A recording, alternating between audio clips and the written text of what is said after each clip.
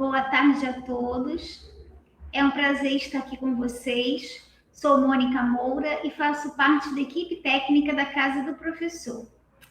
Convido vocês a dialogarem conosco por meio da nossa convidada de hoje sobre um tema muito especial: Vozes que leem o mundo, reflexões sobre contação de histórias e mediação de leitura. Contar, ler e ouvir histórias é um gesto antigo. Trata-se de uma forma de partilhar experiências, saberes e emoções. As narrativas literárias encantam, sensibilizam e ampliam horizontes. Assim, por meio delas, transitamos entre o real e o imaginário, desenvolvendo diferentes maneiras de perceber o mundo. No contexto escolar, estes gestos podem ganhar novos sentidos.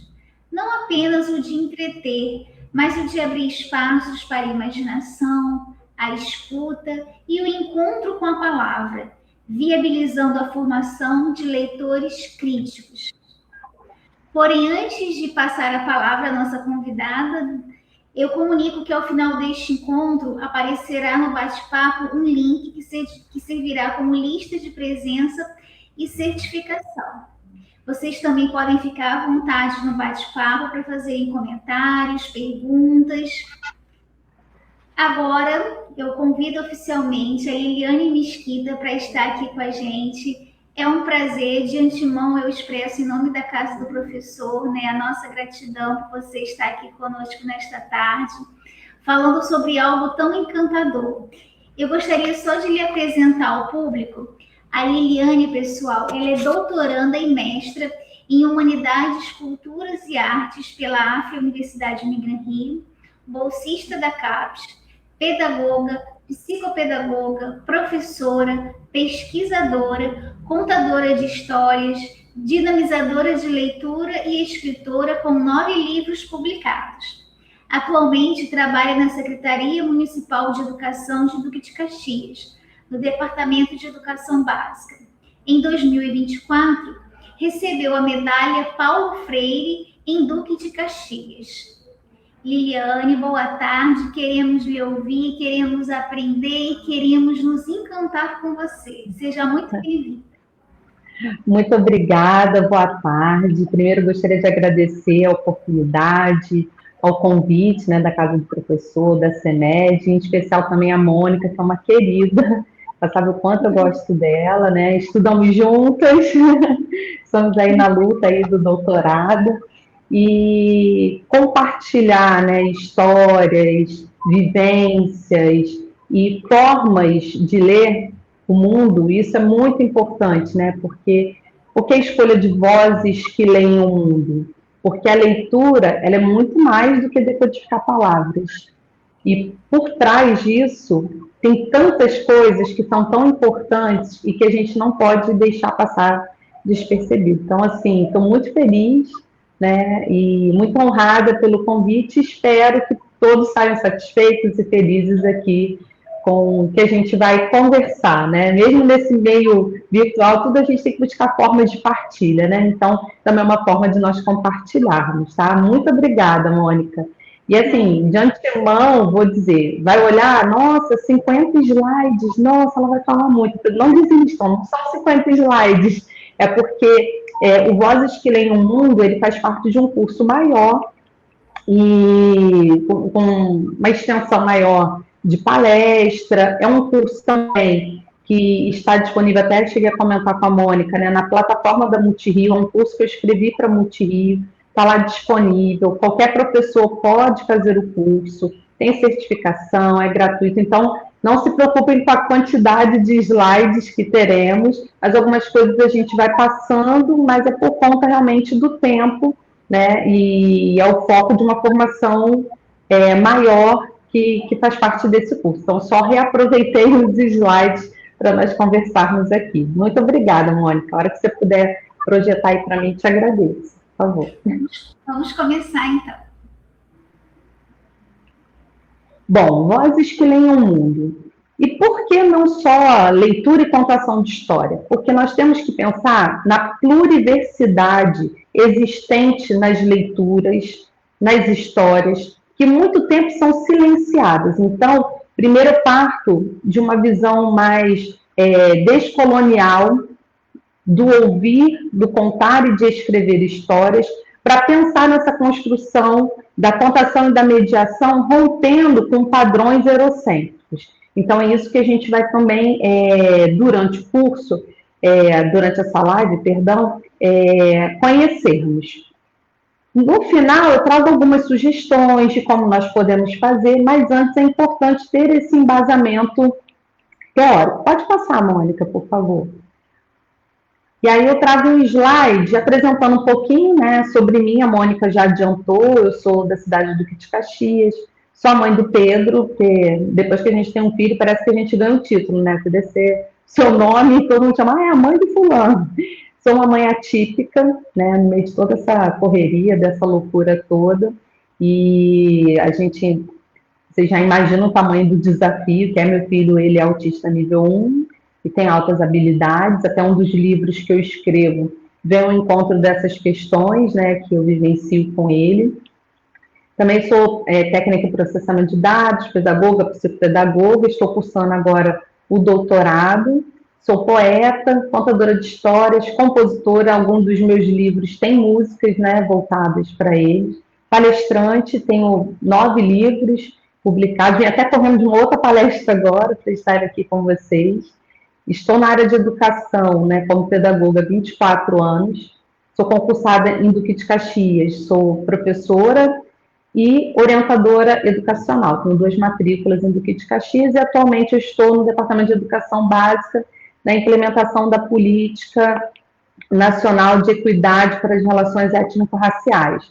Participo de 2 grupos de pesquisa e sou consultora da Mar Editora, fazendo avaliação e análise de textos. Pode passar, Mônica, por favor.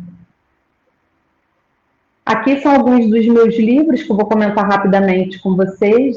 Desaparecimento do Senhor Abraço, ele foi meu primeiro livro.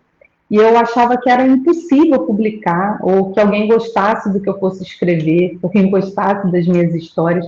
Então, durante muitos anos, eu fui guardando, engavetando todos esses sonhos, né? Ainda mais assim, né? Uma criança pobre no município do Duque de Caxias, sonhar em ser escritora era algo muito ousado, até porque naquela época, ontem, né, para não dizer o contrário, a gente nem tinha acesso aos autores, parecia alguém assim num pedestal algo muito distante da nossa realidade. Então, eu achava que não era para mim, não era um lugar para mim. E que bom que eu desconstruí isso na minha cabeça, porque senão hoje não estaria aqui conversando com vocês.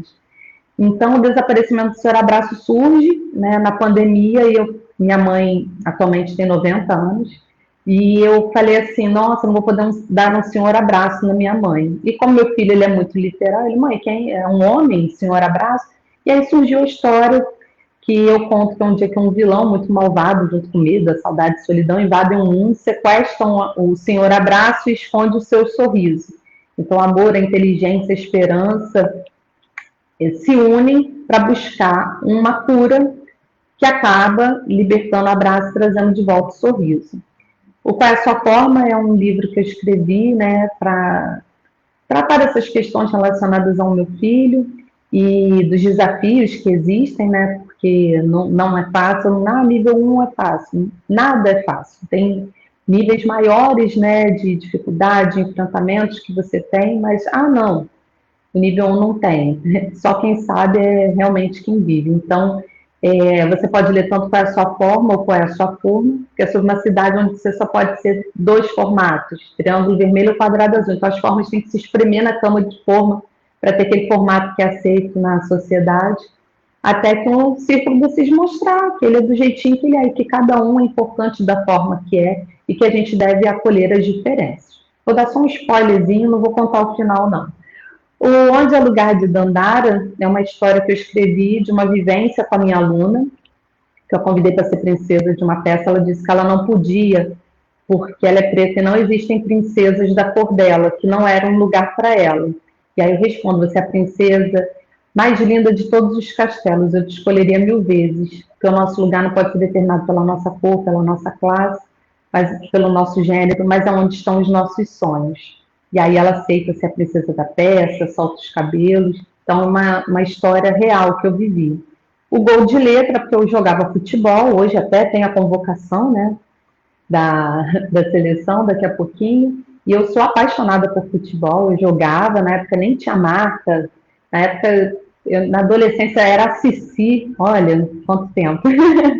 E as meninas não podiam jogar, não eram bem vistas, né, mulheres jogando, e aqui o gol de letra vem trabalhar, que eu posso torcer por um time, você por outro, isso não nos faz inimigos, que mulher pode jogar bola, que a gente tem que combater o racismo, e aí vai brincando com a semântica das palavras, né? O gol da letra não é a letra que faz um gol, até para auxiliar crianças que entendem de maneira literal, perceber que a palavra ela pode ganhar outros sentidos, dependendo ali do contexto, de onde ela é aplicada. O menino que parou o tempo, que é a história de um amigo meu que tem problemas na visão, o sonho dele era ser fotógrafo, e ele realiza esse sonho, ele fez a capa do livro do Luciano Huck, ele é fotógrafo de diversos artistas, e a professora, que a gente tem que valorizar a nossa profissão, o nosso trabalho, uma professora é quem descobre, né, ele tem esse problema. Uma confusão de parar o trânsito que eu fiz com o meu filho, que uma ideia dele, que os sinais começam a disputar quem é o mais importante, o sinal. O semáforo fala assim, eu que sou mais importante, sou alto, cheio de cores, e você, faixa? Todo mundo pisa em você, ela fala, o apito do guarda que vive na boca dele, eca, e aí dá um nó no trânsito, e aí uma menina vindo da escola consegue ajudar a resolver aquela situação. Pode passar, Mônica, por favor. E aí depois, né, hoje, dia 18 de maio, é importante a gente frisar, né, o dia do combate ao abuso e à exploração sexual. Tem o A Culpa Não É Sua, que é a Lara que se depara com a sombra de um conhecido da família. Por que uma sombra? Porque pode ser qualquer pessoa. Já tive casos, assim, de ser a mãe, aí a gente tem que fazer todo o trâmite, enfim, né, da criança, dizer que a mãe que abusou, e a gente tem no imaginário que é sempre um homem, que é um desconhecido, e as estatísticas apontam que não é isso. Então, ele aborda de uma maneira bem sutil, né, que não pode existir um segredo ruim, e aí está mostrando todo o processo da Lara de se libertar, né, desse trauma. O Voo de Kia, que eu estou muito feliz que ele entrou agora para o PNLD, foi aprovado, é um livro que fala sobre recomeços e sobre o acolhimento às diferenças. E O Meu Mundo é uma Bola, que eu lancei recentemente, com um convite da atriz Regiane Alves, fizemos esse livro, ele, na verdade, ele é um livro 2 em 1, vou pegar aqui para mostrar para vocês. Tá, você gira, ele tem duas histórias, espera aí, aqui. São duas histórias em uma é a peneira e do outro é a história de cada jogador, mostrando que por trás de cada sonho existe uma pessoa que tem as suas dificuldades, suas limitações, tudo que enfrenta no dia a dia.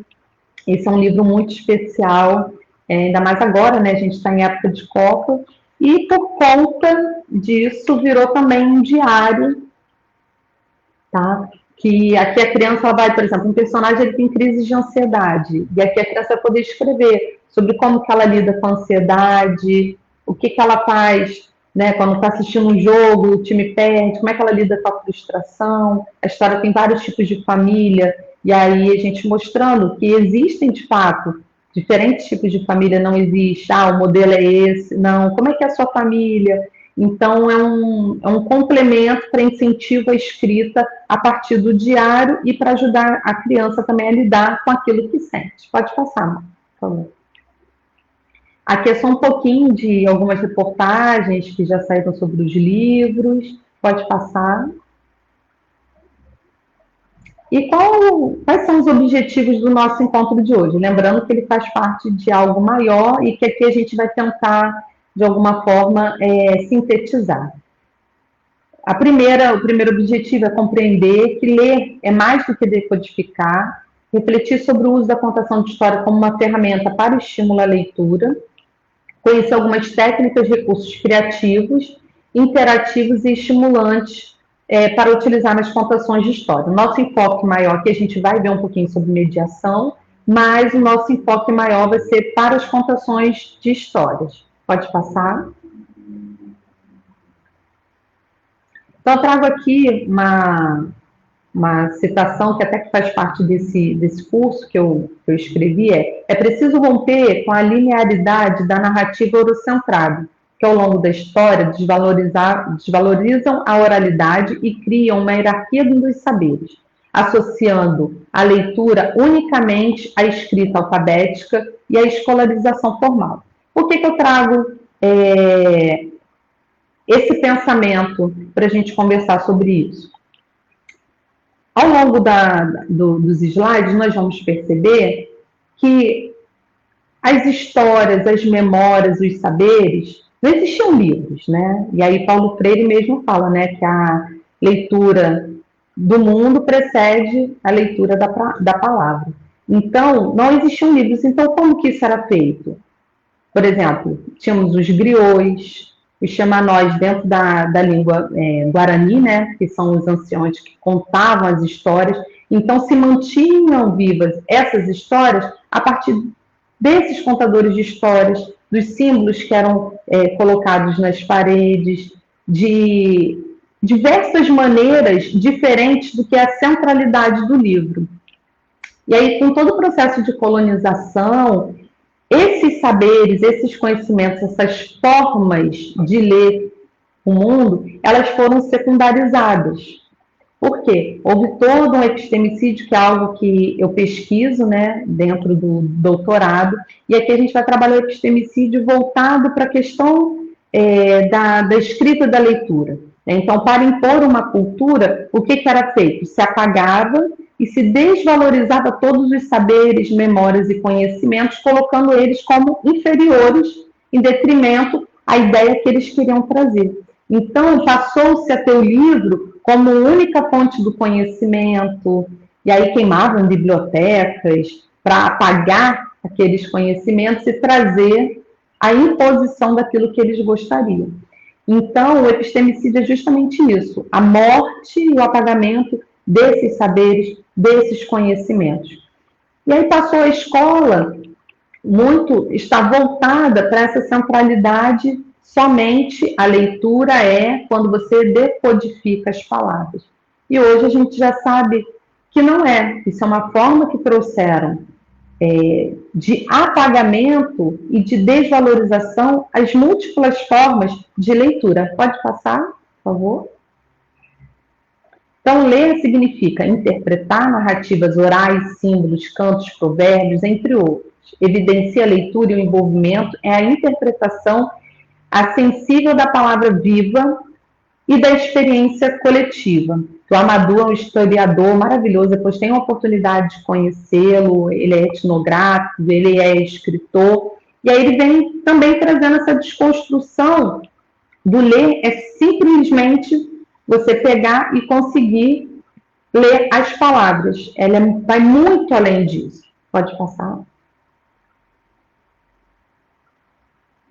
Então, ler é uma prática cultural, social, política e histórica, e é produzida por diferentes povos, de diferentes maneiras, em distintos tempos e territórios. Então, não posso considerar que somente os livros, vamos botar assim, canônicos, são os livros que mais importam e que ali expressam culturas. Nós temos culturas, diferentes saberes, múltiplas formas de conhecimento, e é uma prática cultural e social. Você também interage com quem escreve. Cada livro meu tem uma parte ali de mim que eu dialogo com quem lê. Né? O Bakhtin, ele traz muito isso. Não vai dar tempo da gente adentrar muito a essa questão, mas é uma forma de você dialogar. Você dialoga mesmo você não estando diretamente comigo. Quando você está com o meu livro na mão, é uma forma de diálogo. Então, pode passar.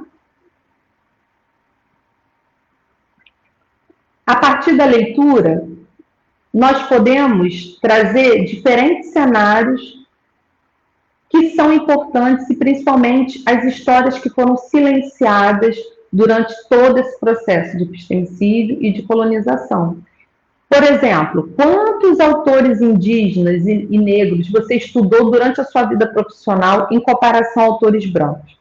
Por exemplo, na época da graduação, eu não tive acesso a nenhum autor indígena ou negro. Na escola, não me recordo de ter nenhum livro que tenha sido lido pela professora com autores negros e indígenas. Por quê? Por conta dessa secundarização, e aí a gente vai trazendo, que a Agrada Quilomba fala, uma história única, como se a produção dos saberes, a legitimação dos saberes, somente pertencem aos brancos, e geralmente homens. E aí a gente precisa romper com essas narrativas, mostrando que não existe uma história única. Existem diversas histórias e cada uma delas tem o seu valor. Quantos autores indígenas ou negros você já utilizou na sua turma? Será que comparativamente você trabalha mais histórias de autores brancos ou na mesma proporcionalidade ou mais autores negros e indígenas? Agora nós teremos, né, o PNLD Equidade, que é justamente para atualizar os acervos das escolas, trazendo uma pluralidade de autores e de histórias, porque se eu não ouço as histórias contadas pelos indígenas, muitas vezes eu vou ficar com visões muito estereotipadas sobre o que eles vivem, sobre como que é dentro daquela cultura. E olha que são várias culturas indígenas, temos povos indígenas. A gente não tem só um povo, como muitas vezes vinha, né, nos livros, e totalmente caricata, cheio de estereótipos, que não contribuem nada para uma educação antirracista. Em sua escola, há mais livros de autores brancos do que indígenas ou negros? Então, é sempre importante a gente trazer outras narrativas para dentro da escola, para que a gente possa trabalhar essa construção dessa sociedade mais pluriversal. Pode passar, por favor, Mônica? E aqui, trazendo um pouquinho do que nós falamos, a relação dialógica entre o autor e o leitor, que ela é mediada pelo texto. Então, você tem o autor, tem as interações, as ideias e os valores, e o leitor, quando ele está com esse livro, ele tem as experiências, os seus repertórios e as suas respostas. É uma forma de diálogo. Então, há uma interação discursiva que constrói um significado e uma construção ativa. Agora, se eu sou, por exemplo, uma criança preta retinta, eu só dialogo com histórias brancas, como que é esse autorreconhecimento, essa autoidentificação minha, se eu não vejo os saberes, a estética da minha raça sendo valorizada também nas histórias? Se eu não consigo me identificar e me ver pertencente também como produtora de conhecimento. Então, a gente tem que ter muito cuidado na escolha dos livros, na escolha das histórias. Gente, eu já peguei cada história que você lia assim, nossa, isso aqui imagina a criança passando por determinadas situações que a gente sabe que vivem dentro dessa sociedade, muitas experiências negativas, até mesmo de racismo, quando ela se depara com certas imagens. Por exemplo, eu vi uma vez, até na ilustração a gente tem que ter esse cuidado, que ao invés do nariz, a pessoa, não, mas eu quis fazer o nariz, mas eu não quis parecer que eu estou fazendo fenótipo, isso era um buraco. Isso é muito pior. Por que não pode desenhar o nariz exatamente como é? Ou então, assim, vi uma imagem, era uma criança negra em volta de uma sombra e uma criança branca que liberta ela em volta de luz. As imagens, como esse fonográfico que eu trouxe, elas passam uma mensagem. Então, a gente tem que ter todo esse cuidado do que a gente leva para a sala, porque a gente impacta as visões, as percepções e as leituras do outro. Os leitores não são meros receptores passivos, uma vez que respondem, refletem, concordam, discordam, analisam, ampliam, ressignificam, a partir da sua experiência de mundo, os sentidos produzidos pelo texto. Vou trazer aqui um exemplo meu e depois vou trazer o do meu filho. Eu me afastei muito tempo da leitura eu era uma criança que não gostava de ler, de verdade, porque eu tinha que ler para responder os questionários. Acho que deve ter muita gente aqui que deve ter passado por isso. Vinha aquela folhinha e aí tinha que responder. Fale com suas palavras. Eu botava as minhas palavras, mas as minhas palavras estavam erradas. Eu fazia interpretação de acordo com a minha vivência de mundo. Mas tinha qual era a resposta certa. Será que o que cada um vive é da mesma maneira? E até quando a gente faz a pergunta para a criança, o que você acha? Até mesmo se a criança colocar nada, está perguntando o que ela acha. Né? Qual é a sua percepção? O que você... Então, aquilo foi... Eu não quero ler para preencher o questionário. Eu quero ler porque eu gosto de ler, porque eu tenho interesse. E aquilo foi me distanciando muito. E olha como é que é importante a questão da visão de mundo. Meu filho fez uma prova, e aí tinha da Alice, né? A hora que ela encontra com um gato, e aí eu não vou lembrar exatamente a pergunta, mas a resposta era: para quem não sabe onde chegar, qualquer caminho serve. E aí meu filho pegou e marcou. Ela sabia onde ela queria ir, mas contou tudo errado.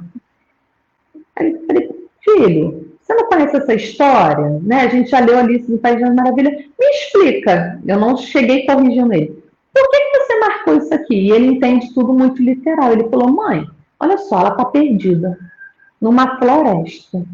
Ela se depara com um gato que é sinistro, aquele gato é horroroso. No meio do nada, ele começa a falar, que o gato falando já é estranho. E aí ele pergunta onde que ela vai, o que ela lembrou que o pai e a mãe dela disse, que ela não pode falar com estranho. Então ela contou tudo errado com medo dele querer fazer algum mal para ela. E aí ela foi dizer que ela ia encontrar com os pais dela, mas ela não contou onde que ela iria. Então, quer dizer, ele fez uma leitura que eu acho que quem elaborou a questão não pensou. Eu não pensei. Eu falei: filho, genial. Aí ele: por que não me deram certo? Eu falei: porque ali eles queriam ouvir a resposta que eles prepararam. E não é raro, né? Teve, acho que até no outro concurso usaram uma música, não sei se foi do Caetano, não vou recordar agora, que a resposta nem o próprio autor marcaria o que estava ali, porque existem várias interpretações. E é um cuidado que até na escrita da história a gente tem que ter cuidado. Às vezes você quer dizer uma coisa, e quem lê vai ser impactado de outra forma e fazer uma outra interpretação. Então, é algo de muita responsabilidade. Pode passar? Então, isso aqui vocês, mais do que já sabem, né? Que ler para uma criança fortalece vínculo, desenvolve atenção, concentração, estimula a criatividade, imaginação, curiosidade, ajuda a lidar com os sentimentos e com as emoções. Eu vim de uma palestra agora que eu contei a história de um livro, né? E aí meu pai faleceu recentemente e eu comentei sobre. No final, a menina: você contou a sua história, posso contar a minha? Eu falei: pode. E aí eu falei assim: gente, estou em cima da hora, mas eu não posso deixar de ouvir essa criança. E aí ela começou a chorar, contando que ela não teve um pai, e o avô que era essa figura, e que o avô havia falecido. Então, quando eu contei a história do livro, aquilo mexeu com ela, que foi do Voltkia, e que ela também se identificou por eu ter contado o que eu tinha vivido. Então, como que o texto, ele ajuda também a gente pensar. Ela conseguiu desabafar naquele momento, né? A escola ficou muito satisfeita que ela conseguiu conversar, e foi a partir do livro. Mas sem dizer para ela qual é a resposta certa, porque o Voltkia não fala sobre morte, mas ele tomou um sentido voltado para isso a partir da leitura que ela fez. Então, a literatura, ela tem esse poder, né, de ganhar novos sentidos e de nos ajudar a lidarmos, né, com as nossas sensações e emoções. É uma prática de escuta, desenvolver empatia, estimular a extroversão, tranquilizar os comportamentos, auxiliar no sono, porque às vezes você conta uma história, a criança dorme e apaga. E aí tem pessoas que ficam muito chateadas e tal. É porque você chegou num nível de relaxamento tão grande que ela dormiu e está tudo bem. Não significa, não saia frustrado disso, porque ela entrou tanto ali na história, ela foi tanto ali na sua vibe que trouxe relaxamento. Ela amplia o vocabulário e também a linguagem oral. Pode passar, Mônica, por favor. Por vezes, a gente, como eu comentei anteriormente, a gente tem essa tendência de trabalhar os conteúdos para pedagogizar, né? Então, eu trabalho o livro para ensinar sobre, para dar o questionário. E aí eu tento homogeneizar todas as visões e as percepções, instrumentalizar aquilo que foi dito, quando na verdade é a literatura pela literatura. Os textos literários, eles podem impactar a potência criativa transgressora da leitura. Vai muito além daquilo que é a sua percepção. Ele vai ganhar um sentido diferente a partir da vivência de cada um. Assim como essa menina passou recentemente por um processo de morte, outra vai ter um outro entendimento como uma bariátrica, porque ela estava passando com alguém da família que passou por um processo de bariátrica. Eu falei, gente, eu nunca escrevi sobre isso, mas a vivência dela, a leitura que precedeu antes da leitura daquele livro, trouxe já uma nova percepção para ela, que ajudou a lidar com esses sentimentos. Pode passar? Mas tá, e qual é a diferença? Né? A gente ouve mediar histórias. Será que é a mesma coisa? Será que são diferentes? Muitas vezes é utilizado como sinônimos, mas há características importantes que a gente consegue diferenciar uma coisa de outra. Pode passar? Então, diferenças básicas. A contação, ela envolve a improvisação, a interação com a turma, a possibilidade de agregar ao enredo. E você geralmente não fica com o livro em mãos. Você vai contando, você faz o estudo daquela história, faz as marcações, usa a entonação de voz, o corpo, elementos surpresas para fazer a criança ou o adulto ou o idoso caminhar com você pelaquela história.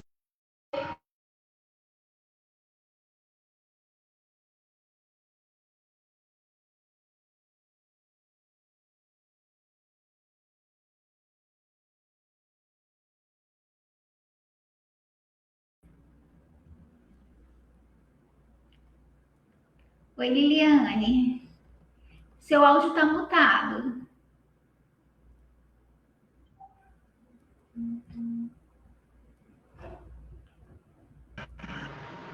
Agora, tá me ouvindo? Tá, saiu do nada aqui. Eu escutei só um barulho, deve ter descarregado o fone. A mediação, você lê e apresenta o livro. O foco central é o livro. E aí você tem, conforme a sua linguagem original e nas palavras do autor.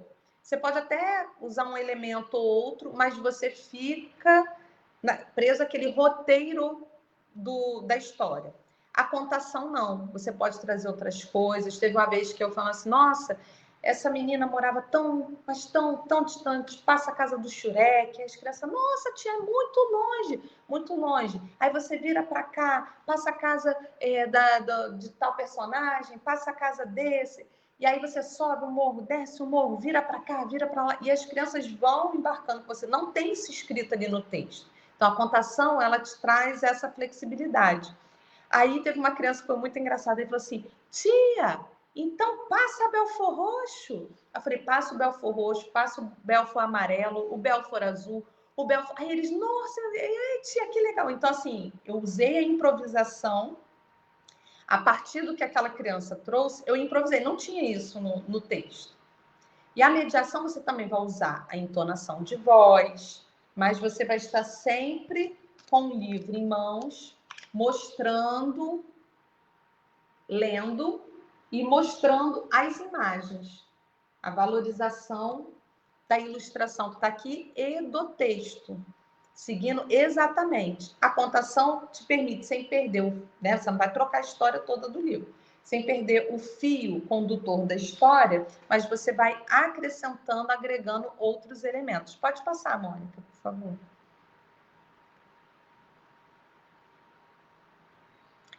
Então, a contação ou a mediação, uma é melhor do que a outra? Não.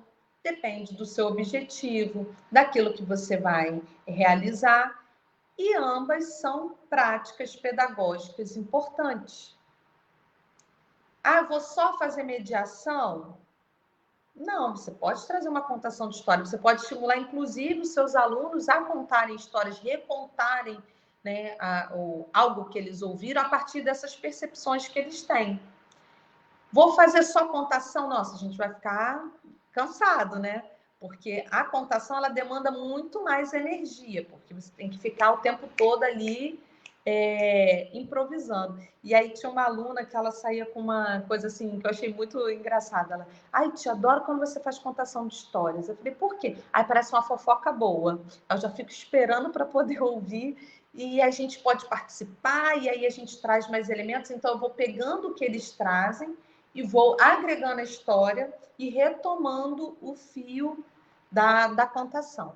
Então, antigamente tinha essa função, né, de manter vivas as memórias e os saberes, e hoje, nesse processo de escolarização, a contação é uma conexão, né, que a gente faz com esses antepassados, dessas histórias que foram desvalorizadas, essa forma de leitura que foi desvalorizada, e você traz o protagonismo da criança junto, que ela participa, ela vai interagir com você. Pode passar? E aí você estimula a oralidade, a fala. Então, é uma prática milenar, utilizada para compartilhar experiências e ajudar na compreensão do mundo, né? Por que chove? Imagina, antigamente ninguém sabia, não tinha nada, tá caindo água do céu. O que aconteceu? Então, a humanidade foi criando formas de explicar os fenômenos, as coisas que aconteciam, e também queriam manter vivas as histórias daquelas pessoas. E a forma que existia era através da oralidade. Ajudava na compreensão de dilemas, conflitos sociais, individuais, com a natureza, bem como para compreender e entender o que se passava em outras regiões. Constitui uma prática cultural humana que antecede o desenvolvimento da escrita, como nós já falamos. O contador é o personagem ancestral, encontrado no imaginário de gerações ao longo da história, e por meio da tradição oral se transmitia costumes, crenças, hábitos, culturas, modo de viver de diferentes povos. E eles só não sofreram maiores epistemicídios porque, de fato, o quanto a oralidade foi importante. Porque mesmo que tentassem silenciar, matar e apagar aqueles conhecimentos, foi falando, contando as histórias que hoje nós conseguimos saber o que acontecia com esses povos. Se manteve vivas suas tradições foi por meio da oralidade. Pode passar? Então, vocês já sabem, né, que o conceito de infância surgiu, e o surgimento da escola, né, não são tão antigos assim, não existia um conceito de infância, não era separado, adulto de criança, a criança era o adulto em miniatura e era exposto a todas as vivências que um adulto tinha. E aí, no século XVIII, a literatura infantil mostra-se como um importante espaço de escolarização. E aí foi se criando histórias voltadas para as crianças. A gente sabe que alguns clássicos são extremamente pesados e agressivos, né? Mas porque eles eram mais voltados, depois eles foram mais moldados, perdão, para essa categoria de infância. Ao longo do tempo foi se moldando essas histórias, mas os originais, por exemplo, os Irmãos Grimm, são histórias assim que você fica, nossa, era para criança, mas tem todo esse contexto também da época e dessa estrutura que a literatura voltada para a escola foi tomando. Pode passar, por favor? Então, o que é a contação de histórias? Ela é uma forma lúdica de transmissão de conhecimentos, um poderoso estímulo à imaginação, onde o contador usa a voz e o corpo para dar vida às histórias que narra, permitindo que o ouvinte identifique e seja capaz de elaborar sentimentos como raiva, medo, alegria. Então, assim, por que entonação e o corpo? Imagina chegar assim, gente, vim contar aqui para vocês uma história muito legal. A menina, ela assim, estava bem feliz, sabe? Muito feliz. A criança já vai desanimar, até a gente enquanto adulto. Agora é diferente, né? Hoje eu vim aqui falar para vocês, nossa, uma coisa que aconteceu. Tinha uma menina bem aqui pertinho da minha casa, sabe? Aquela menina, ela era tão feliz. Aonde se via, ela ia espalhando alegria por onde passava. Isso já traz uma entonação diferente, uma postura diferente, né? No outro tô assim, é porque aqui a câmera é bem pequenininha, né? Mas você usar o corpo, a linguagem, ou dizer, a menina ia caminhando, a criança já vai no processo de imaginar. E a imaginação é algo muito potente. Por exemplo, se eu falar para você, não pense agora num carro vermelho. A primeira coisa que você vai pensar num carro vermelho. Cada um vai pensar numa marca diferente. Um pode pensar numa Ferrari, um pode pensar num Corsa, um pode pensar num Fusca. Cada um vai pensar uma marca diferente. Mas, automaticamente, o ato imaginativo ele é muito rápido. E aí, o cérebro ele acompanha. Pode passar? Então, segundo o Daniel Munduruku, a contação de histórias não se trata de entretenimento. Não é uma coisa assim, me sobrou tempo, hoje vou dar uma alegrada ali, vou dar uma contação de histórias. Não, mas ela é uma prática educativa ligada à vida e à cultura. É um ato de memória, de identidade, de pertencimento. Uma forma de ensinar, de aprender e de existir no mundo e até mesmo de ressignificar esse mundo a partir das suas percepções. Pode passar? Então, o que o contador de histórias precisa considerar? A gente já sabe que é uma forma lúdica de transmissão de conhecimento, um poderoso estímulo à imaginação, e a gente precisa usar a voz para dar vidas às histórias que você narra, permitindo que o ouvinte se identifique e seja capaz de elaborar esses sentimentos que nós já vimos no outro slide. Pode passar? E qual é a importância? Vem muito ao encontro também do que nós já falamos, né, do estímulo à oralidade, mas eu quero fazer um destaque aqui na número 4, que é a construção das identidades culturais via a memória oral. A gente precisa valorizar e resgatar a memória oral, que foi tanto tempo invisibilizada e desqualificada dentro do espaço escolar. Pode passar? Então, tem algumas características específicas, que é gerar a conexão e envolver-se com a história. Então, quando o menino fala, tia, depois de Belford Roxo, então Belford Roxo era próximo à casa dele, mas ele achava muito distante.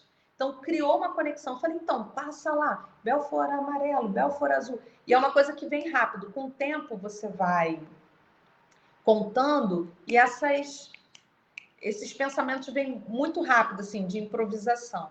Saber improvisar, começa com a sua turma. Eu comecei com a minha turma, depois eu montei um canal no YouTube, que é o Li Histórias, tudo meu é Li Histórias. E a partir dali eu fui construindo a Liliane contadora de histórias, para hoje conseguir contar para públicos maiores. Mas vai fazendo com a sua turma. Eu tenho uma dificuldade de improvisação, isso com o tempo você consegue também desenvolver. Valorizar a interação com o público dentro da história, narrar com vivacidade, entusiasmo, ênfase, como se estivesse vivendo aquele momento. Você tem que se imaginar dentro daquela história. Agora, não adianta contar a história sem ter lido o texto antes.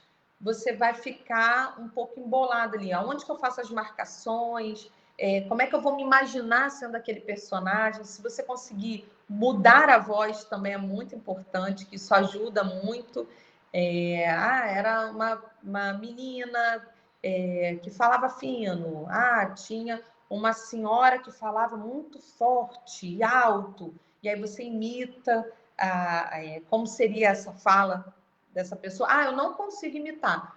Você pode usar o corpo e outros elementos para caracterizar como era o tipo de fala que você imaginou para aquela personagem. Porque os livros geralmente vão vir, era uma menina que falava assim, assim, assim. Um menino... Não vem, mas aí você pode usar a sua criatividade para criar elementos para a criança imaginar também como é essa entonação dos personagens, caso você tenha dificuldade de fazer vozes. Contar dramaticamente, porém sem exagero. Ficar, eu não sei, eis a questão. Não precisa disso. né? Você não precisa falar dessa forma. Fala sempre de forma clara e agradável. Principalmente observe, procure saber antes se tem, se você está contando história em algum espaço que você não conhece, quem irá assistir, se tem alguma criança que é autista, se você elaborou alguma coisa que vai ter um som muito alto, troca para poder a criança conseguir assistir a história até o final.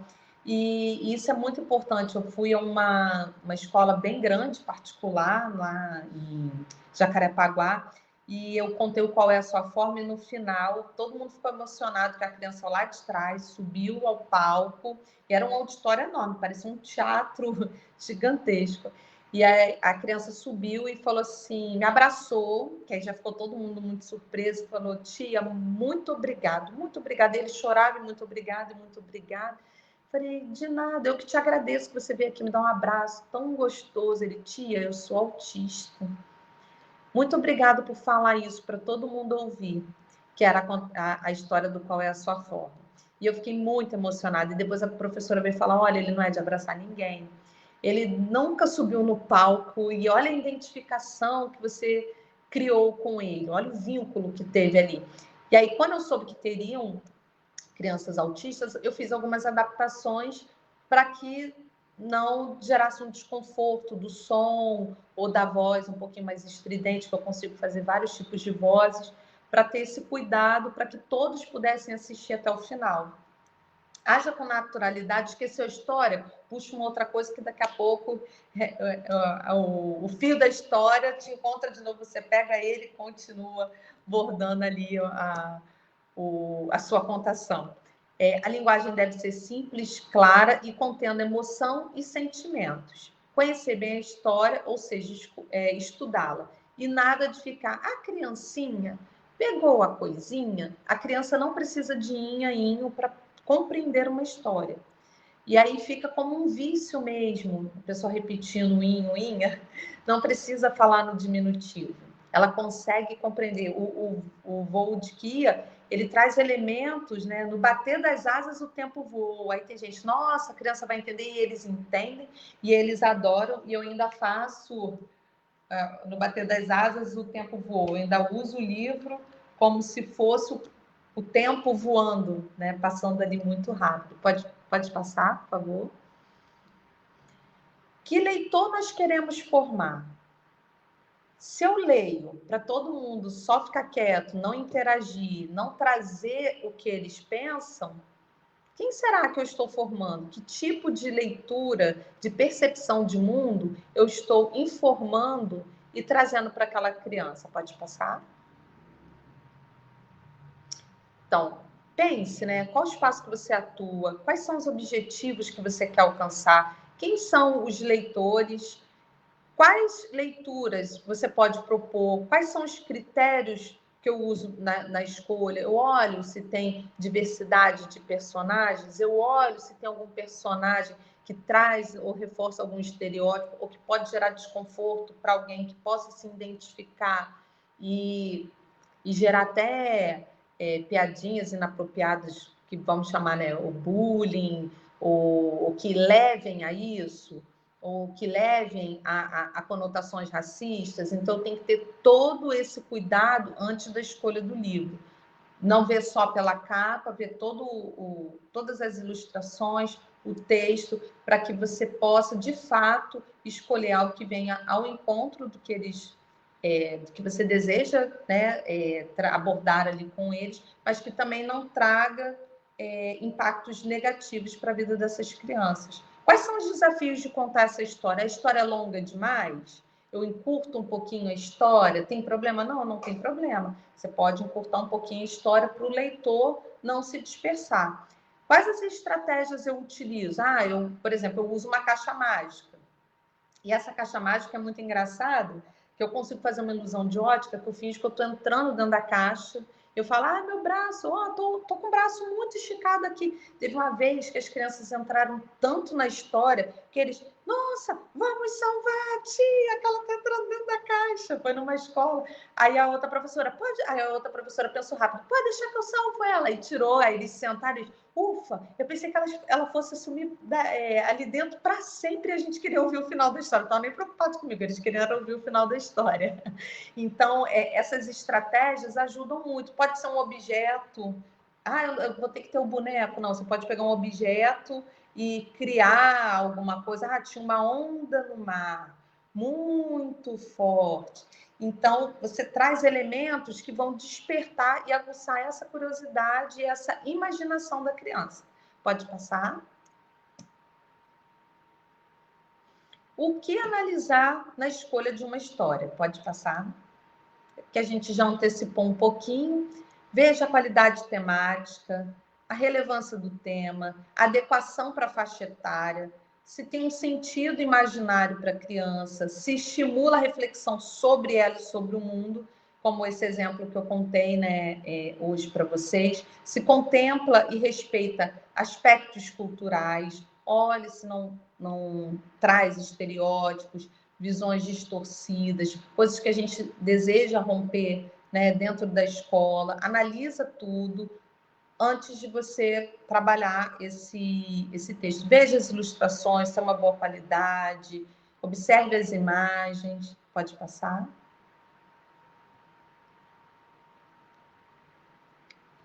Pode passar, por favor? Qualidade textual. Tenha cuidado na escolha das palavras. Há uma boa disposição delas no texto, que às vezes um texto enorme, uma página inteira, para crianças de educação infantil, aquilo vai dispersar. Ainda mais que o tempo delas de retenção ali na história vai ser menor do que de outros anos de escolaridade. O tamanho do texto está adequado? Tem bom estilo e originalidade? Tem coerência? Pode passar. Estimula a interação e a curiosidade? E acabou que ficou repetido ali. Traz novas informações além do texto em si? As ilustrações estão adequadas à faixa etária? Elas comunicam com o texto? Porque às vezes é uma ilustração que não comunica. A maioria dos meus livros são ilustradores completamente diferentes. Por quê? No de abuso sexual, a linguagem é mais poética. Então, essa ilustração, ela traz... a abordagem dela é mais voltado para ilustrações poéticas. Essa outra ilustradora, ela já traz algo mais divertido. Então, de repente, essa não casaria tão bem com outro livro, assim como a outra não casaria com este. Então, até essas percepções e essas nuances a gente precisa estar atento. Pode passar? Então, escolha boas histórias, aposte na diversidade de temáticas e gêneros textuais, tenha uma escuta atenta, dando lugar à palavra de todos e não dando lugar ao silêncio. Vai virar bagunça. Eles prestam atenção. Teve uma vez eu fui contar histórias dentro da maré, bem lá no alto da maré, e tinham mais ou menos umas 800 crianças. O microfone quebrou, porque a escola é assim, né? A gente testa tudo antes, a gente faz tudo antes, vê que tá tudo perfeito, chega na hora alguma coisa... dá problema. Então, é igual aqui, né? A gente preparou tudo, aí descarregou o fone, aí, não, vamos para outra estratégia. E eu falei assim, não, eu vou contar a história. E todo mundo prestou atenção, eles fizeram as interações dele, fiz as improvisações e deu tudo certo. Porque a gente tem a percepção de que a contação de história vai virar uma bagunça na sala. E muito pelo contrário. Eles mergulham tanto naquele universo que eles querem saber o que vai acontecer. Teve uma professora que eu trabalhei que ela fazia muito legal. Ela contava cada dia da semana uma parte da história. Então, as crianças não queriam faltar para ouvir o restante da história. Ela, pronto, já estou até ajudando a combater a evasão, porque minha sala está lotada, porque eles querem saber o que ia acontecer ali na história. Conheça a realidade em que você está atuando, as condições de leitura, não imponha sentidos e interpretação. Não foi isso que o autor quis dizer. Porque tem vários entendimentos sobre aquela mesma história, como a gente já ouviu aqui em diversos exemplos. Instigue caminhos para reflexão, sugira conexões, ganchos, Contribua para a informação e fornecer argumentos de comparação. O que você achou disso? Mas e você? Ah, e o que será que a menina quis dizer com isso? Ouça, quando você terminar a história, mais do que diga o que foi dito. Porque, às vezes, você vai surpreender com a percepção que a criança vai trazer para você. Dê espaço para a curiosidade. Não fica cortando. Não, agora não é hora. Não pergunta sobre isso. Nunca se esqueça. Não precisa falar no diminutivo para que a criança compreenda. Pode passar, Mônica? Aqui é o ideal de história, dependendo do ano, né? Histórias com mais bichinhos, brinquedos, animais, características humanas, com personagens crianças, de 3 a 6, histórias com bastante fantasia, com fatos inesperados, repetitivos, crianças adoram repetição, histórias cujos personagens são crianças ou animais, 7, aventuras, no ambiente conhecido, escola, bairro, que geram essas conexões, histórias de fadas, fábulas, pode passar? 8, 9 anos, histórias que utilizam fantasia, vínculos com a realidade, aventuras em ambientes longínquos, aí ela já vai ampliando essa percepção do imaginário, histórias de fadas mais elaboradas, histórias humorísticas, narrativas de viagem, explorações, 10 a 12, narrativas de viagem, explorações, invenções, mitos e lendas, porque a criança vai ampliando esse universo. E olha como que é importante. Teve uma vez eu fui, acho que foi no Colégio Pedro II, contar histórias, e ao final a menina falou assim, olha, minha amiga tem uma coisa muito séria para falar com você. Eu falei, muito séria, é? Pode passar, Mônica. O que ela quer contar? Aí ela trouxe a menina, aí a menina, tia, olha só, aconteceu uma coisa muito séria. Meu pai e minha mãe disseram que eu nunca vou realizar esse meu sonho. Eu falei, nossa, não vai realizar o seu sonho. Aí a cabeça, né? Nossa, que cruel o pai e a mãe falar isso para a menina. Nossa, meu Deus, que absurdo a criança falando isso. E pior, tia, eles falaram que eu nunca vou realizar esse meu sonho. Aí eu falei assim, nossa, mas peraí, qual será o sonho dela? Eu falei assim, não, tudo bem, não fica assim não. Conta para mim, qual é o seu sonho? Tia, meu sonho é ter um lobo em casa. E aí eu tive que me controlar para não rir, porque aí eu fui entender, né? Porque primeiro a cabeça ela já vai, né? Nossa, que isso? Mas primeiro você tem que parar, pensar, ouvir e para dar continuidade. E eu falei assim, já sei, vou resolver o seu problema agora. Eles deixam você ter um cachorro?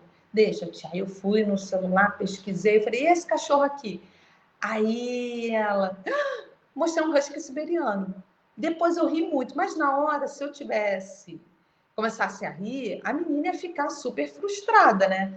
Imagina você falar, nossa, que absurdo, seus pais, não sei o quê. Então a criança ela tem um poder de imaginação tão grande que a gente precisa ouvir até mesmo antes de nós determinarmos, né? Ah, não, isso aqui não se faz. Olha que absurdo. Eu fui entender, porque ter um lobo em casa realmente, de fato, é muito complicado. Eu falei para ela que eu vou até escrever o livro. A Alice quer ter um lobo em casa, porque eu achei fantástico. Não tenho talento para contar histórias. E agora? Vamos entrando na parte mais finalzinha, né? Da nossa conversa aqui. Pode passar. Então, é preciso você parar e pensar. O que você diz tem um impacto de 7%, como você diz, 40%. Depois dos recursos visuais, sua linguagem e a voz são responsáveis pela sua apresentação. Então, a contação de histórias, você precisa ver como você diz, como que você vai impactar quem está lhe ouvindo. Pode passar?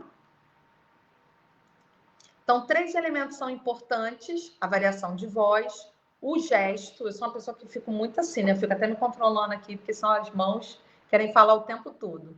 E a entonação nas palavras. Pode passar. E aí eu brinco que é o PEP. A gente tem que ter cuidado com a pronúncia para ajudar que as crianças tenham entendimento. Até mesmo, por exemplo, temos crianças que fazem a leitura labial. Então, imagina, você conta a história muito rápido, ou se eu vou arrastado demais. Também tem que ter essa questão da velocidade dessas palavras, tá? A entonação e a pontuação. A pontuação ela é de extrema importância na contação de histórias. Pode passar? Pode passar, que essa é uma brincadeira que eu faço quando está no ao vivo. Pode passar essa, Mônica, por favor. Acho que a Mônica quer fazer a parlenda e sentir. Então, é importante você criar todo um ambiente de encantamento, de suspense, de empatia. Aí, tem vezes que eu falo assim para as crianças, nossa, eu vim no meio do caminho, aí estava dentro do Uber, de repente abriu um portal mágico. E do nada, são um pirata daí de dentro das crianças. Aí você vai criando toda uma história, isso tudo para chegar na história que eu quero. Para criar elementos de surpresa e trazer, conduzir, né, essa criança nesse mergulho de imaginação junto comigo. O suspense, empatia, surpresa, a emoção, pode passar. E a estrutura da narrativa, né? Todo texto ele vai ter a introdução, o clímax e o desfecho. Então é importante você fazer as marcações. Até mesmo antes, quando chega no clímax, você até perguntar o que vocês acham que vai acontecer. Estimule que eles pensem e imaginem junto com você antes de você já contar o desfecho da história. Então, da introdução, o que vocês acham que vai acontecer? Nossa, tem essa capa aqui agora. Na contação, sempre eu mostro, ó, essa aqui é a história que a gente vai conhecer hoje e largo o livro e vou. Mas é importante você mostrar a capa, até valorizar o trabalho do autor, do ilustrador, mas essas marcações da história você só consegue fazer se você faz um estudo dessa história antes. E não é um estudo muito longo, é você lê a história, isso aqui é legal, isso aqui dá para fazer uma pergunta, fazer alguma interação com eles. Pode passar? Pode passar? Eu já comentei. Então, contarei histórias. E agora? Para quem que eu vou contar? Pense na linguagem apropriada. Vou fazer uma linguagem rebuscada? As crianças não vão compreender. Você não precisa falar no diminutivo, mas também não precisa falar por obséquio. Então, assim, você precisa ver a forma, as palavras que vão trazer um maior entendimento para aquela criança. Onde eu contarei, como prepararei um ambiente. Uma vez eu fui contar histórias num lugar que tinha um pula-pula, tinha um monte de brinquedos, até eu estava querendo brincar naqueles brinquedos. Então, isso dispersa muito a atenção. Teve uma vez numa escola, mas aí era uma escola que eu trabalhava, e eu estava fantasiada, caracterizada, e aí, no meio da história, fez um maior barulhão que o portão agarra, né? Quase isso não acontece, né? E aí o porteiro entrou, blum, aí fez aquele barulhão, as crianças olharam, eu falei, fiz a mágica, trouxe o fulano. Aí as crianças bateram palma, e eu tentei usar aquele problema no ambiente para dentro da história. E eles adoraram, acharam que eu combinei com ele, enfim. Com que finalidade contarei? Qual o tema? Quais são os objetivos? Separar as emoções, as marcações. Como marcarei o clímax da história? Como é que eu vou trabalhar com esses elementos surpresas? Que gestos e roupas eu usarei? E como eu trabalharei a minha voz? Pode passar? Que não dá para a gente explicar mais detalhadamente por conta do nosso tempo. Elemento surpresa. Eu gosto muito da caixa. Eu acho que a caixa ela traz pode ser um saco, pode ser uma caixa, pode ser um brinquedo, alguma coisa que vai trazer um efeito de suspense para prender aquela atenção. Movimentos com códigos para representar um personagem ou uma situação. Então chegou, aí tem um sapo que eu faço, aquele engraçado que ele faz, uaba. Então, quando eu já fazia assim as crianças, uaba, você pode fazer essas marcações, esses combinados com as crianças também. Adereços para representar ações, pensamentos e fatos. Tinha um homem com um bigode bem grandão. Eu não tenho bigode, mas eu usei algum elemento para sinalizar como esse personagem está retratado ali naquela ilustração. Pode passar. E aí tem o envolver. Você pode repetir com frases e gestos de alguma determinada ação da história, fazer sons. Eu gosto muito de fazer com as crianças. E vem uma chuva e bate com as duas mãos assim na perna.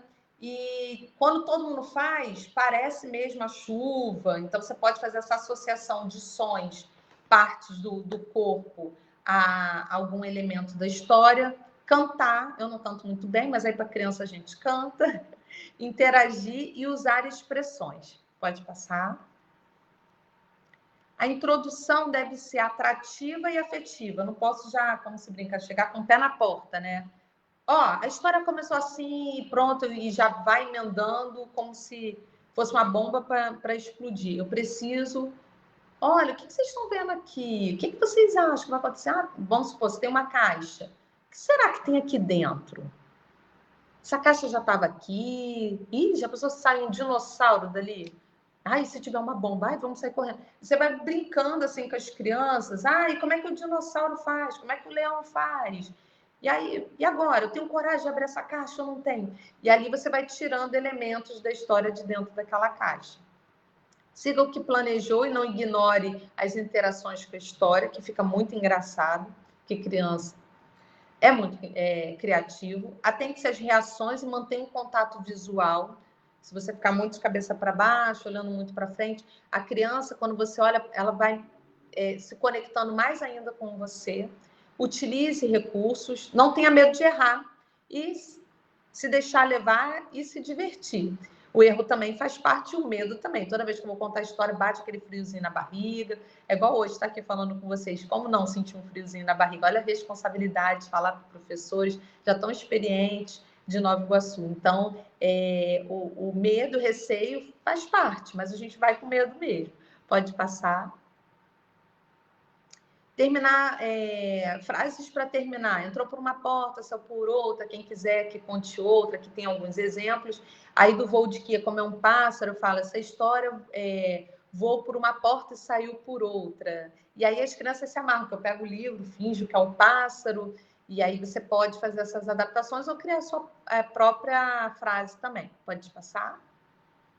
Eu gosto muito de, antes de contar a história, cantar uma musiquinha de introdução, né? Na mediação também. Só não vou cantar aqui, senão vai sair todo mundo da live, mas depois eu posso disponibilizar a música para vocês.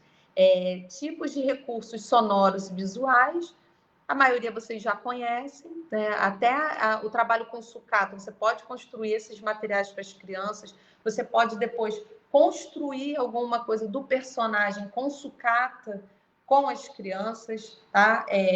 Dedoche, avental, iluminação, a gente sabe que a gente não tem essa coisa, mas, por exemplo, o pátio da escola tem uma boa iluminação. Às vezes a sala de aula tem um cantinho que é mais iluminado, ou é uma história que eu quero mais uma coisa mais aconchegante, quero deixar não tão claro. Então, você pode ter esses cuidados que a gente sabe que são as adaptações que a gente faz para o que a gente tem. Pode passar.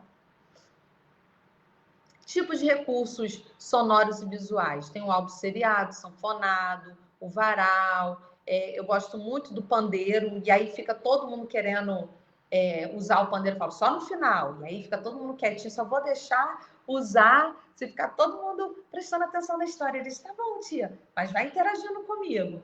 E eles gostam muito dessa questão do instrumento, e aí você vai soltando a sua imaginação. Pode passar.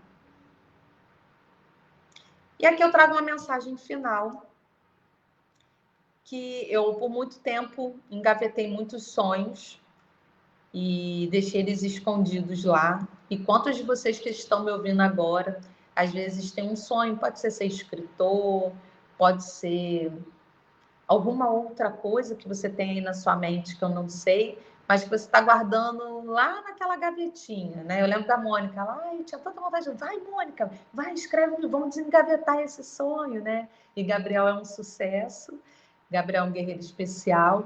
Então, faça um reencontro com esse sonho que você largou dentro da gaveta, né?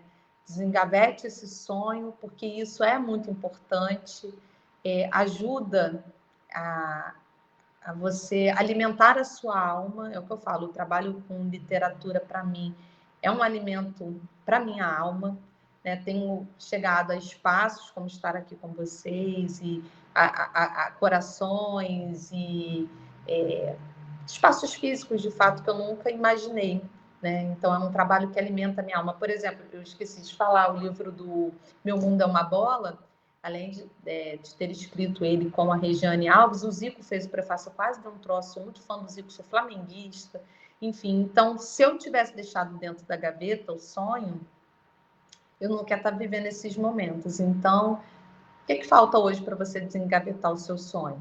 Então, tira ele da gaveta e vá ao encontro daquilo que vai alimentar a sua alma também. Pode passar. E aí, quem puder e desejar, né, conhecer lá o meu canal, Li Histórias, minhas redes sociais. Se você assistiu aqui a live, aqui tá a palestra que eu uso esse mesmo material, Li Histórias, eu vou botar, tem um QR Code, pode passar, se quiser botar um comentário. E aqui a minha rede social, né, é o @Li Histórias, o QR Code leva direto para minha rede social. Meu canal do Instagram está um pouquinho parado, porque depois que voltaram as aulas presenciais, ficou mais complicado para fazer as gravações, porque eu faço desde o roteiro, a ser a atriz, a edição, a tudo, então fica difícil. Os meus livros você encontra no meu site, lilianemesquita.com, e esse aqui é o meu e-mail,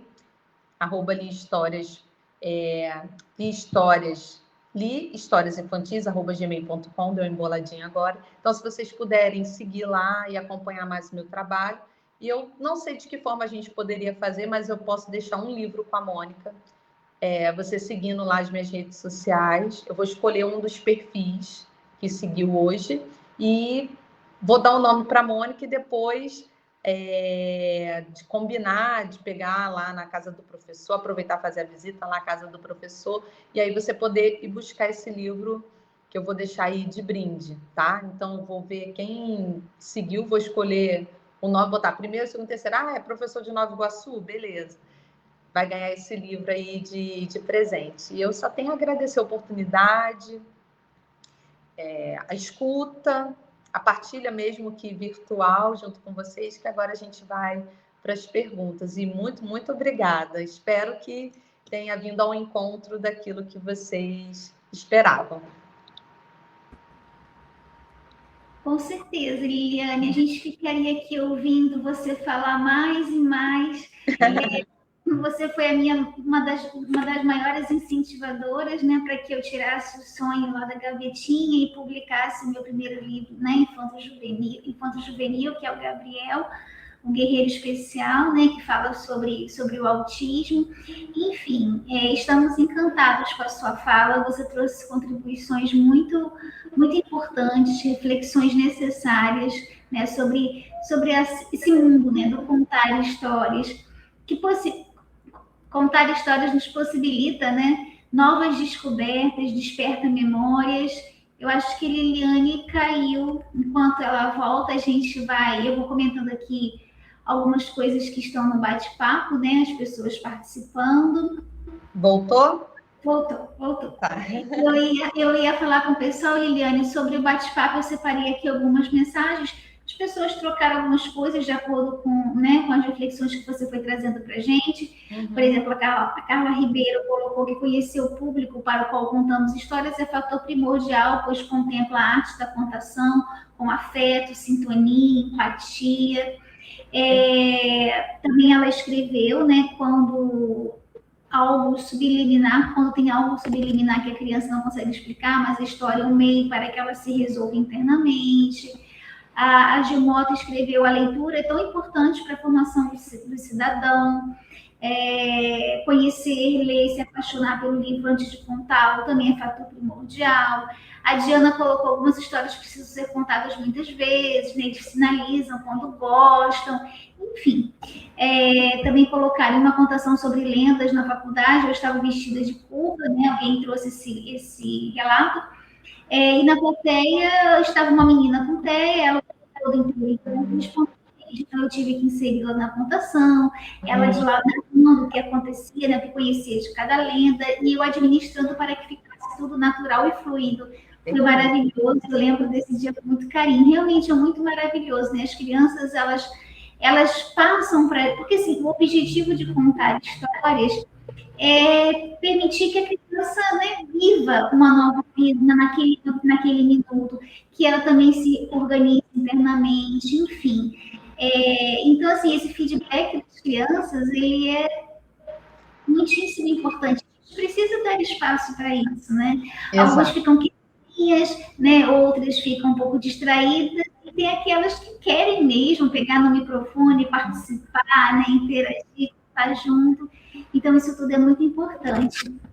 Liliane, a gente tem uns minutinhos para algumas perguntas.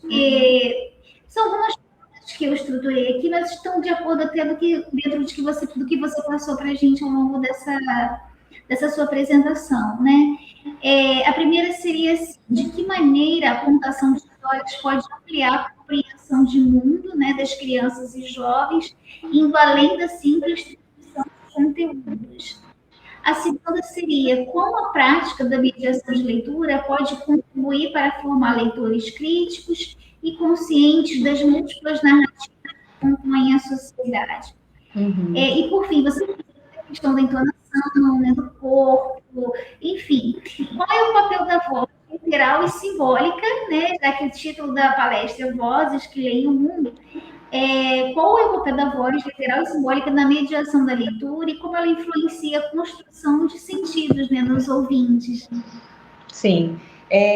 Vamos começar pela do meio. Qual foi a segunda que você falou? Repete aí para mim, que falhou um pouquinho seu áudio para mim. Sim. Tá, eu vou repetir. Como a prática da mediação de leitura pode contribuir para formar leitores críticos e conscientes das múltiplas narrativas que compõem a sociedade.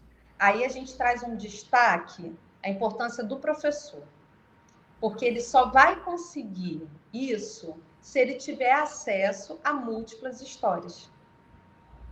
E a gente tem uma tendência de usar os mesmos livros, os mesmos autores, o mesmo estilo de contação. Se a gente não mostra a diversidade de histórias, a diversidade de narrativas e a valorização dessas narrativas, a gente nunca vai alcançar isso. Posso fazer um trabalho espetacular, mas se eu não trago autores negros, autores indígenas, autores ciganos, diferentes tipos de histórias, e não é assim, uma pessoa que não vivencia aquilo e escreve o livro. Eu acho que é muito importante nessa questão voltada para a questão étnico-racial, a gente ouvir as vozes que são, de fato, silenciadas. Então, por exemplo, eu tenho o Dandara. Mas você é uma mulher não negra. Ok, mas eu estou falando de uma prática que eu vivi enquanto professora, o que eu aprendi com a minha aluna. Eu não estou falando sobre o lugar de estar ali.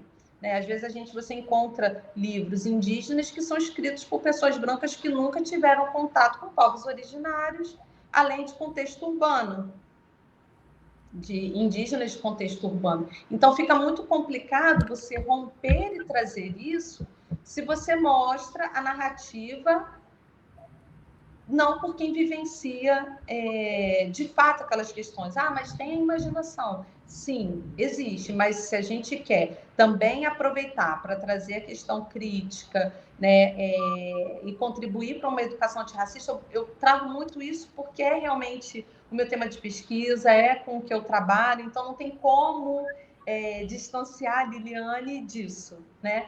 Então, é possível, sim, desde o momento que a gente traga essas narrativas para dentro da escola, que por muito tempo, e ainda nos dias de hoje, ainda estão afastadas da escola. A gente precisa trazer. Uma das coisas que eu trago nesse curso, que é uma ideia que eu já trago desde 2012, mais ou menos, que é a ideia do referencial leitor afetivo.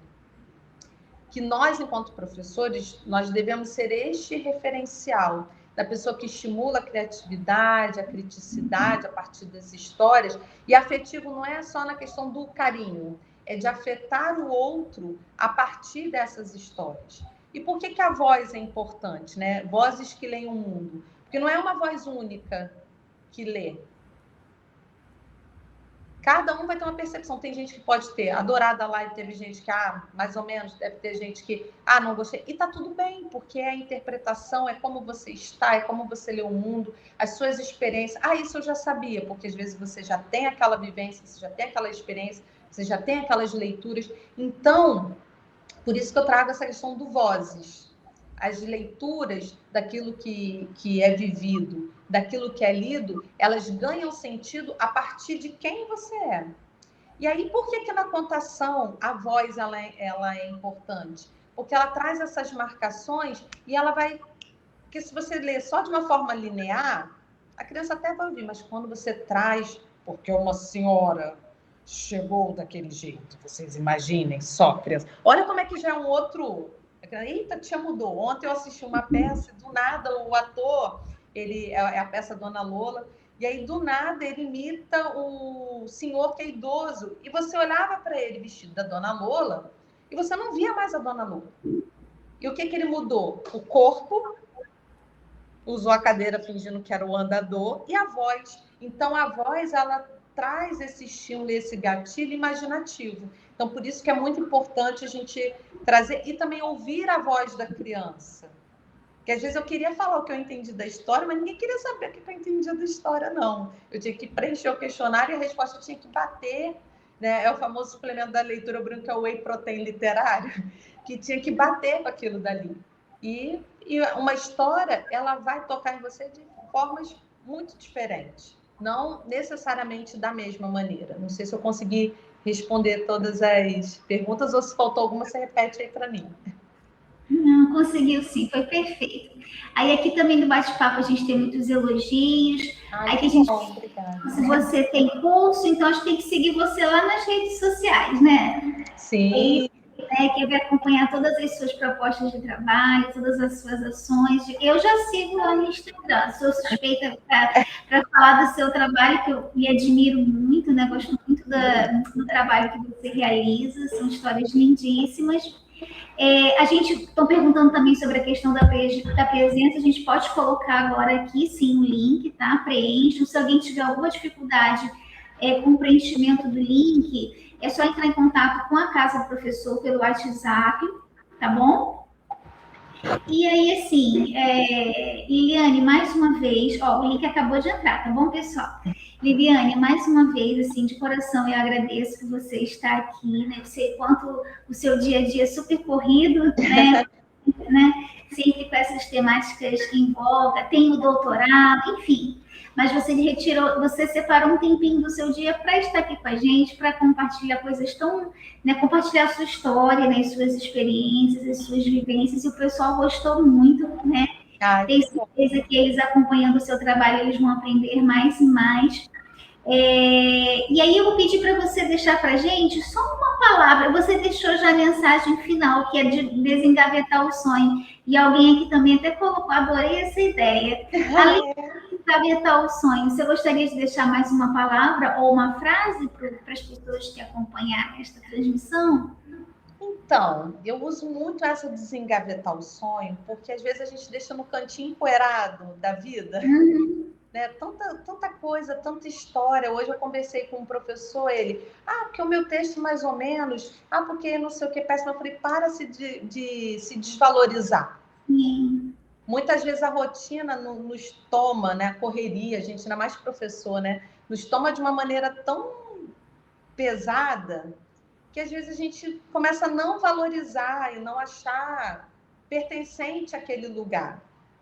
Né? O lugar daquilo que você sonhou.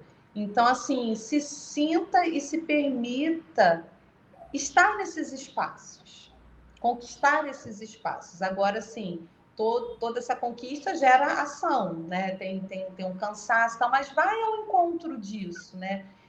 Se permita de fato sonhar, né? A gente, enquanto professor, tão massacrado por tantas coisas, por diversas situações, e a gente vai aceitando esse lugar.